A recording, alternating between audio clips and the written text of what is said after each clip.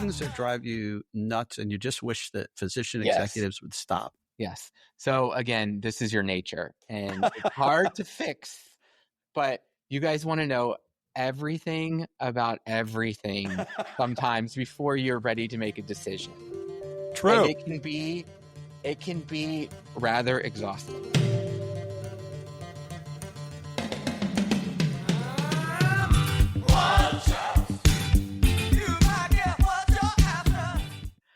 Hello, and welcome to a special edition of the Fire Chief Podcast, the only podcast dedicated to the Chief Medical Officer. I'm your host, Lee Scheinbart, and today's podcast features a special guest who has worked closely with many Chief Medical Officers in various health systems and a guest well-versed on the role of the CMO in healthcare today. Today's guest is Mr. Tim Norton, the Chief Legal Officer and Vice President at Augusta Health in Virginia.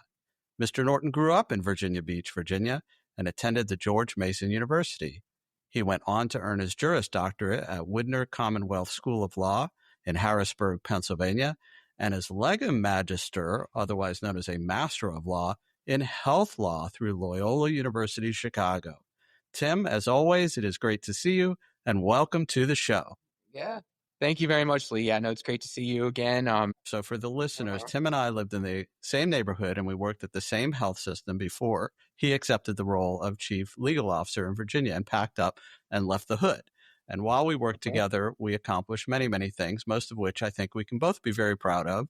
And I think that the best part of working with you was that you allowed me to execute my first rule of working with lawyers. You gave me the grace to allow me to think that I could do this. And I say that with affection because you're very smart and you let me get away with the idea that I was acting on the rule, even though you totally objected, if not outright rejected its premise. Do you remember my number one lawyer rule? I honestly don't remember it. I'm excited to hear it again. Yeah. Let me remind you that I hate asking a lawyer a question and getting the reply, well, it depends. And I imagine that just like they teach us in medical school on day one, they teach us, trust me, I'm a doctor. Right. They must teach you on day one at law school or even at orientation to say, it depends. So I have a rule that requires that when working with a lawyer, you must present the lawyer with your problem and tell them to find a way to lawfully solve it rather than ask them what to do about the problem. If you ask them rather than tell, you're going to get a response. It depends every single time. Right? Absolutely. No, I agree with you. I mean, they, I don't think they've outright use the phrase, it depends, but it always, when you're presented with a problem as a lawyer, I'm always thinking, what is my client not telling me? So that's why it comes out as it depends, because then you end up learning additional facts along the way. That is classic. The other phrase that I learned a lot about is, what's my exposure? Now, if I say that to you as your client, what goes through your head when I say, what's my exposure? I start thinking about dollars more than anything right now. Of course, then it comes from dollars and it goes to, who am I dealing with? If I'm dealing with a physician, it goes to professional reputation and reporting requirements. But I mean, it can go down a litany of lists there. But, you mean you don't have what kind of bad dude am I dealing with when he asks me what's my exposure? No, I mean, come on, I'm a lawyer, so I'm used to dealing sometimes with bad dudes. Well, let's get started with this because this is going to be a great show. What was your original plan when you chose to attend law school? Did you have any notion that you wanted to be part of healthcare? No, not at all. I thought I would do corporate business law, maybe some real estate transactional work. When I took my first job during law school, so you go as your 1L and you take all your introductory courses, contracts, property, torts, the basics. And then I got a summer associate position at the law firm that I ended up being employed at. And I hit it off really well with the employment law chair. Her name was Ann Zerby. She still practices employment law. But I really just got really into that type of work. And that has some litigation aspects of it. It's got some contracting aspects to it. Your discrimination, wage claims. We've represented employers. So I really got in that realm and sort of followed that through law school and thought I was going to be an employment lawyer with a side of litigation. Because I was on the National Trial Ad Society for my school, went to the National Trial Competition, won the Excellence in Litigation Award there, which came with money. So knew I was probably going to be pretty good in a courtroom. So I was thinking employment, probably with a little bit of litigation when I graduated. That I never even asked you that question, and I apologize when we worked together because that explains so much of the skill set that you brought to the work that you and I did, and we'll get into that in a little bit. Yep. So tell us, what is your scope at your current position? And also what issues are you spending most of your time on these days? So obviously the typical regulatory transactional work, contracting that you would think would be part of a legal officer's job. I oversee risk management here as well. And so in the claims and some of the insurance pieces, I manage our captive insurance company, which is totally new to me as chief legal officer. But probably what I'm spending most of my time with right now, not surprisingly, is government relations reports up to me. So with the new Trump administration, Virginia General Assembly just passed their budget. I'm spending a lot of time in that world, which is new. It fits with my background, understanding how bills become law and how, a comma is really important in a particular piece of legislation. But that is definitely where I'm spending a lot of my time.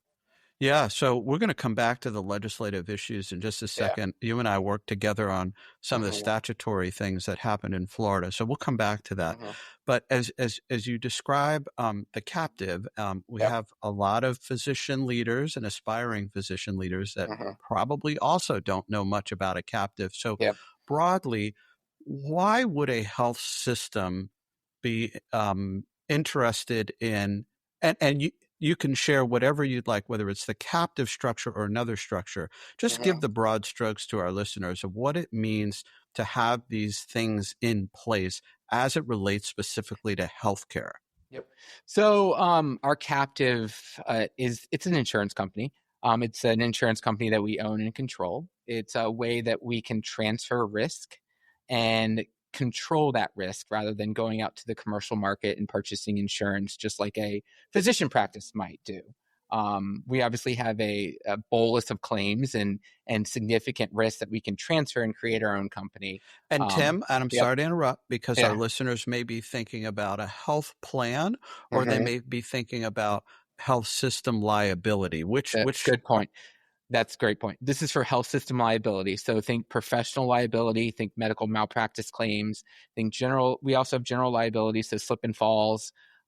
We've also put our deductible of our cyber insurance into the captive. And we've also put our workers' comp and our employee, we self-insure our health plan here, just like you would see at several health systems around. That is also in our captive insurance company. And just to digress for a second, as an organization with employees, you follow ERISA, and you have a certain degree of responsibilities about how you provide a self-insured process to the employees that are receiving their health plan benefits. Did I state that accurately? Correct. Yeah, you got it. Yeah. So I wanted you to explain that for a second, because we have young physician leaders who listen to this show and other healthcare administrators as well. And I don't think it's on their radar very much about the system has liability from all of those different areas that you just outlined. And you and I would sit together and we would talk about potential actionable items, potential claims, potential adverse events that could result in significant issues for the system. And that was just on the care delivery side. Like you said, there's employee issues, workman's comp issues, fall issues, structural liability, et cetera, et cetera. Well, we might have to have a whole nother show depending on the feedback if people want to hear about it. So let's go back to the legislative stuff. Yes. So what are the top one or two items that bubbled up either at the last session or the upcoming session that you're working on? So I'll start with federal first, because that's, reaches probably the majority of your listeners. I am paying attention, just like probably everyone is that's involved in the process, on the budget reconciliation, mainly focusing on Medicaid. Very concerned from a health system. Probably all the health systems across the United States are watching this particular process, just because of the threats that there could be Medicaid cuts. What are those Medicaid cuts? How deep will the cuts be? Trump has said, I'm not planning on touching Medicaid, but I think that's to be seen on what really comes out of that process. So that is what I'm really paying attention to, what I'm watching. We are going to DC for American Hospital Association's Lobby Day, meeting with our senators here, as well as our representative that oversees the district where the health system is located. And we're going to be talking about what are those implications if certain portions of Medicaid are cut, and what does that look like for the community? So that's really the piece from a federal perspective we are paying attention to right now. And, some systems I'm familiar with have a substantial Medicaid population. And if cuts, look, we could go back to some of the changes that were created, and I want to say the third or fourth quarter, and maybe even just as some of the executive orders rolled out about disenrollment, people just no longer enrolling in Medicaid-based programs. And that alone, you see that. And there was a conversion last year, I believe, Tim. But the point is, if you have people and you're frustrated that it's 80, 70, 60 cents on the dollar with Medicaid, great. Be frustrated, because when it's 0 cents on the dollar, forget it. Like, there's a whole nother universe of economics that are going to drive some people nuts. So I don't know if I misstated anything. Please correct me. No, I think you may. I mean, you're right there from a health system perspective. Willing to talk about the current bill, obviously, on the physician fee and what does that look like moving forward. And we are obviously paying attention to that because we do have a medical group. We want our docs to get paid for their services. That obviously helps us, especially our independent docs in the area. But going back to Medicaid, yeah, you're right. I mean, even 60, 70 cents on the dollar when we're treating these patients is a lot better than 0. And when Medicaids happen, people start losing insurance coverage. I mean, we still have to provide emergency services here, but that's exactly what's going to happen. Is our emergency room is going to see an uptick, I think. Another quick digression is all the federally qualified health centers that rely on Medicaid payment for their patient population. If that disappears in any way, shape, or people disenroll, those health centers may collapse. Where are those people going to go for generic ambulatory care or important, but maybe not as urgent as the emergency room? And then they end up going to the emergency room because there is no federally qualified health center for them to go to. So it's dramatic at a minimum. Okay, enough on legislative affairs. We don't want to bore our listeners. Listen, here's what people are curious about. At least this is where I'm curious about. You've been at various health systems across the eastern United States, and you have a lot of experience to draw upon. So when you begin to work with medical executive committee leaders, medical group physician leaders, what are you looking for? What kind of traits and attributes and competencies do you look for in the physician leaders you work with? That's an excellent question. I've thought about it a little bit since we've talked in the past, and I've worked with you. I really look for someone who's curious. Now, you may say, well, we're physicians. We're all curious. We always care about what's going on in the data and how deep we want to get into issues. That is not always the case. And the reason why I say that is because, there's a difference between a physician leader and a physician who's really good at their day-to-day job and getting things done. And a good physician leader is interested in learning more about something they may not know about. And I am looking for that person who's curious and interested in learning more about what does it mean to be a physician leader? What does it mean to provide medical direction under a medical director services agreement? It's not just an additional tack on to my salary. You're getting that face time with administration. You're able to implement change. And that's what I'm interested in seeing as an administrator when I deal with my physician leaders. someone who wants to learn it, someone who wants to understand the medical staff process, someone who wants to understand why we have bylaws and what does that mean for me and what does that mean for the group that I'm representing. If they're not interested in learning, they could potentially be a barrier for the people they're trying to advocate for. So,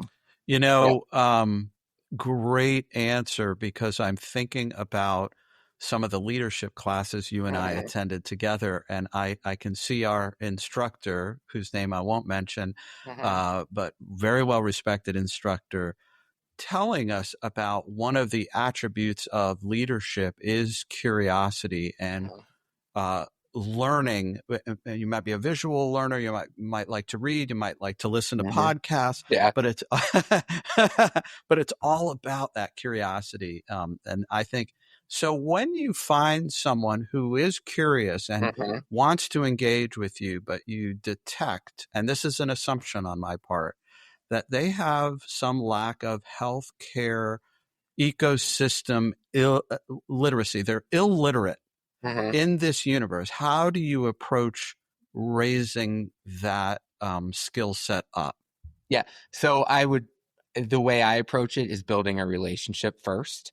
I don't try to impose my knowledge or my will on them, because especially with doctors, that doesn't work. It really is. That's shocking, by the way. This just in.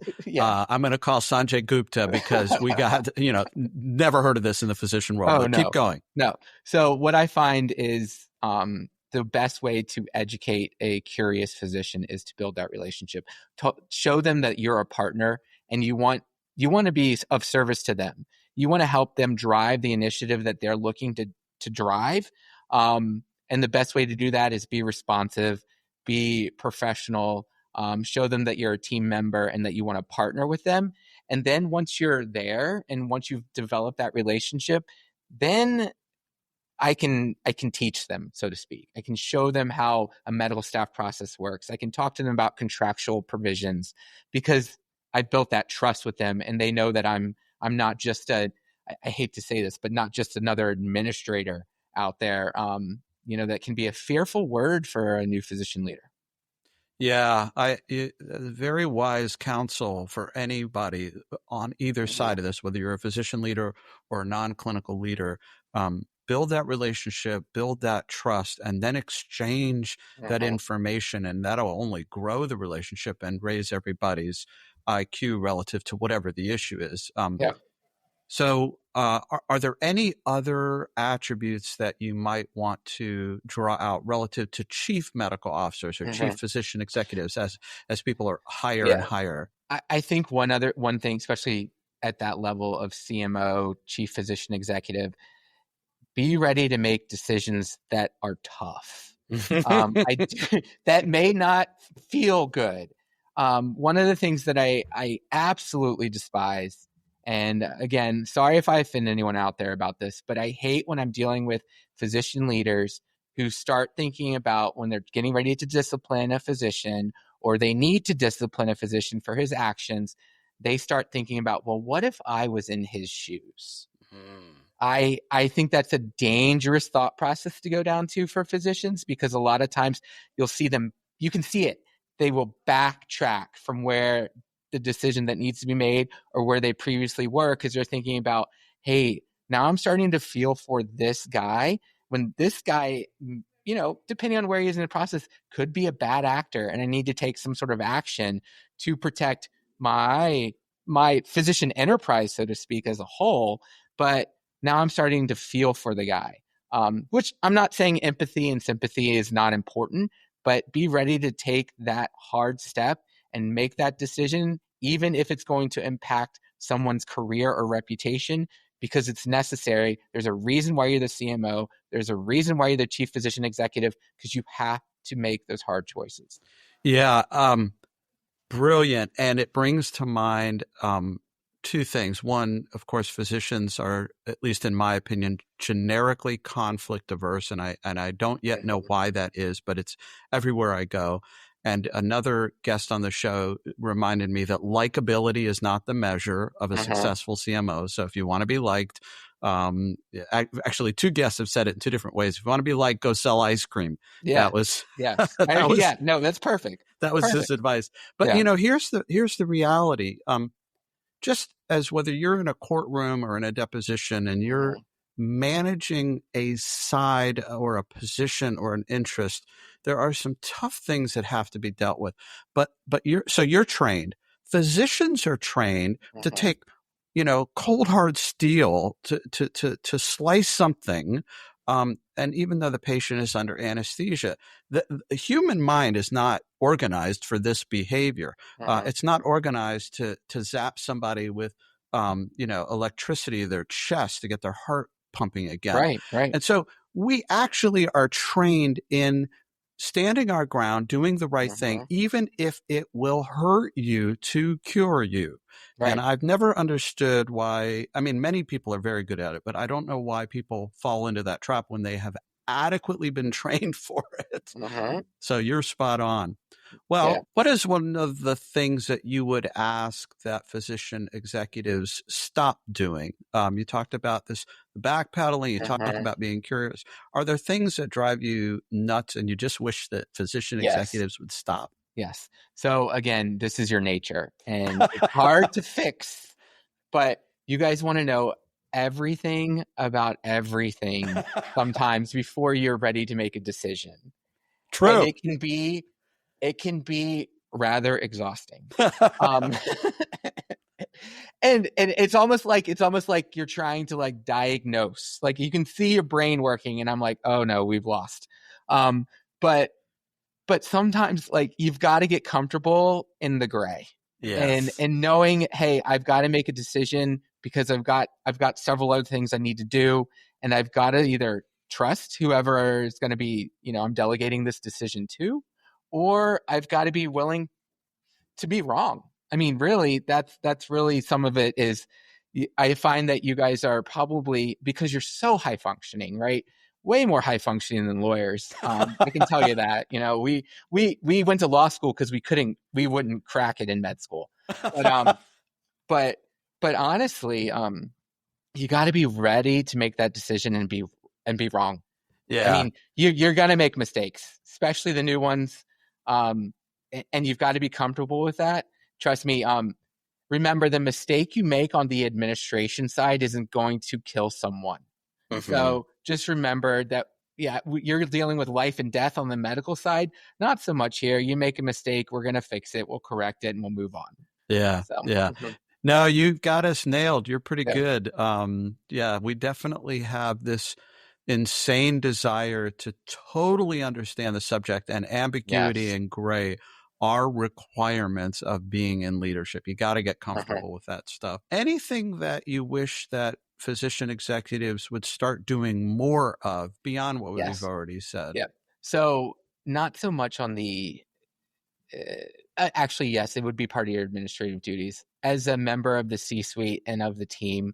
I think especially in today's world, it's important. I'm going back to legislative affairs, honestly. It's so important for you all to understand that, because I can tell you the rules, I can read bills, I can say exactly how things work administratively and legally, but you guys, I'm actually bringing our CMO with me next week to Lobby Day. Why? Because he's the face. He's the face of the community. He's going to tell the legislators the impacts on our patients and what that means. Because I can explain the problems and the processes, but you guys knowing exactly the problems and the processes, you guys can translate that into what does that mean for our patients. And they listen to doctors so much more about those types of issues than they listen to a lobbyist or a lawyer, because you're front lines. You understand it. You know the medicine. You know what that means. You know where it's going to go if things go south. Yeah, this has been a conundrum in the healthcare in the United States for more than 100 years. And I agree with you, but physician leaders in particular have been disenfranchised by the traditional advocacy groups on a number of levels and for a number of reasons. And their mind goes to a place that I can't call anything but apathy about Mhm. this.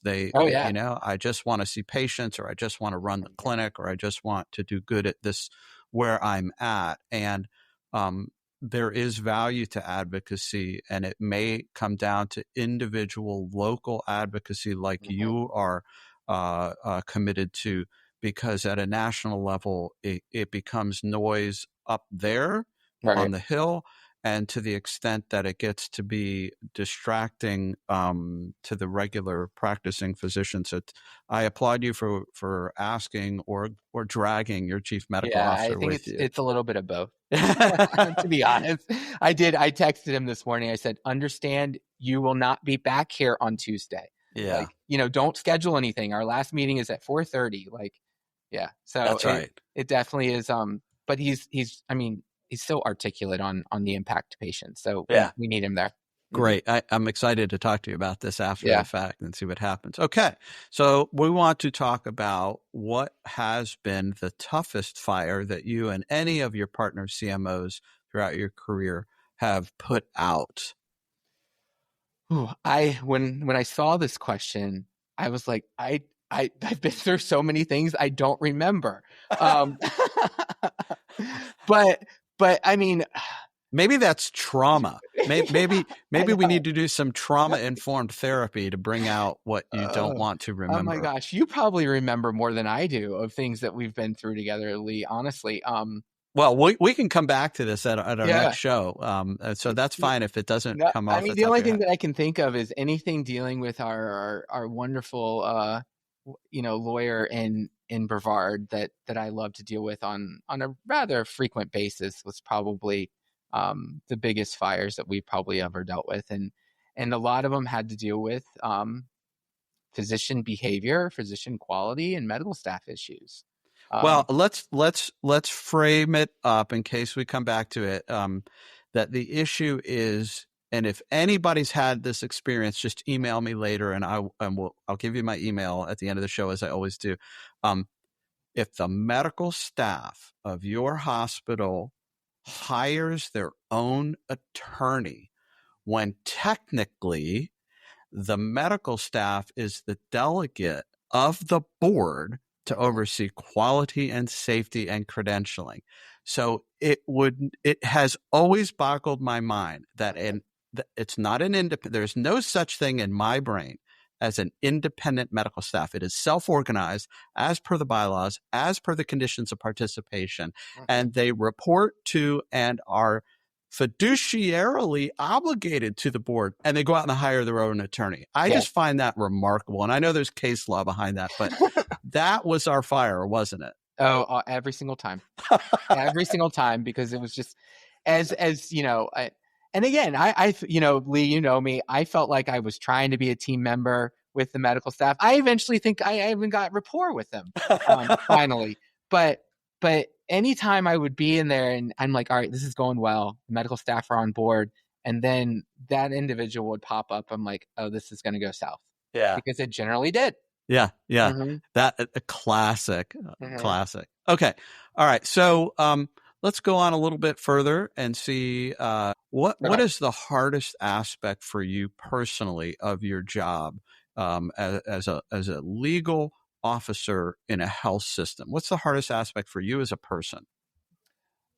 Me as a person Mm-hmm. is probably when I see my colleagues doing something that I think is really stupid, um, but it's not illegal, and maybe there's no compliance issues to it, and it's something that they're permitted to do, and I have to step back and provide my advice and my opinion from a business perspective, but essentially that's not my job. That's that if they want to do something stupid, go ahead and do something stupid. I'll help you clean it up on the back end, so to speak. But that is probably the hardest, is when I probably disagree from a business perspective on the direction we should be going. And I guess saying something stupid, that probably is a little harsh, but something that I'd probably disagree with from a business perspective, and I think we should be doing something different. That's probably the hardest aspect of my position personally, for me. And again, to be clear, Yeah. it's not unlawful. It's not Correct. illegal. Yes. Are you referring to things that might butt up against morality or No, ethics? I don't think that any ethical or moral issue. It's just maybe it's just a business decision. It truly is a business operational decision. And I'm like, well, I don't agree with that. I would do it this way. Or I have Right. to, step back and be like, well, that's not my job. Right. Yeah. And Yeah. We can expand that uh to, this goes back to the difficulty of leadership. yeah. As you state, you could have an opinion, you could uh have a brief, an argument, whatever you lawyers want to call it, Right. why it has pros, cons, upside, uh downside, but ultimately it may not be your decision. And Right. somebody somewhere is going to make a potentially, it can either make the field goal or miss the uh field goal, win the uh game, lose the game. And I think that all of us as healthcare leaders are facing that more and more and more about very, very difficult decisions that appear from one set of perspectives to be the best decision we could make, and others may fight you on it. So Oh yeah. you too may be in a role where someone will do that to you and disagree. It's not unlawful, it's not illegal, uh it's not unethical, but they simply don't agree with you. Right. And as physician leaders, that will happen to you more often than you wish. Yeah. And back to your point, if the buck stops with you and you need to do something, you do it for the purposes of the organization. uh You may not be right, but at least be convicted. Convicted doesn't sound right. Convinced of your appropriate value that you're giving the organization, and I'm just pulling out some of the elements of what you're referring to, how difficult this can be. Yeah, no, I think you've hit it on the nail for your audience as well. The chief, even from the chief medical officer, may be disagreeing with the chief operations officer, and it might be an operations decision, and that's going to be very difficult for a medical officer, I think, to step back and say, okay, this is not in my quote unquote swim lane, and more importantly, if the thing does go south and you were right, and I find myself have to step back sometimes. Don't say I told you so. Right. At least not so bluntly. Later, Yeah, later. because that doesn't, That doesn't go well. My job again is to help clean up the mess. And if there's a mess to clean up, I'm in there cleaning it up, and I'm going to partner with them.